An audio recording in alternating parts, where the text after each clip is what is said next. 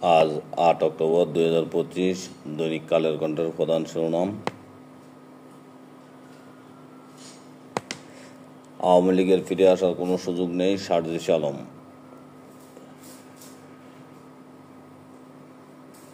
মশায় নাগরিক দুর্দশা চরমে, ঢাকার ২ সিটি।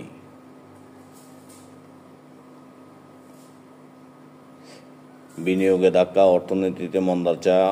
বিশ্বব্যাংকের পর্যবেক্ষণ, ২০২৪-২৫ অর্থবছরের জিডিপি প্রবৃদ্ধি নেমেছে। দ্য ইন্ডিপেন্ডেন্টের প্রতিবেদন, ঐতিহাসিক নির্বাচনে অংশ নিতে দেশে ফিরছেন জনপ্রিয় নেতা। থুমবার্গ আশার বাতিঘর।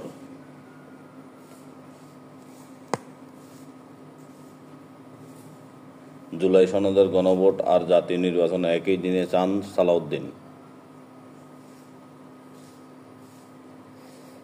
সেনাবাহিনীর বিরুদ্ধে পরিকল্পিত ষড়যন্ত্র রুখতে হবে। দেশে ফিরছেন তারেক রহমান, অংশ নেবেন নির্বাচনেও। অ্যানথ্রাক্স আতঙ্কে কম দামে পশু বিক্রি, পুঁজি হারানো শঙ্কা খামারিদের।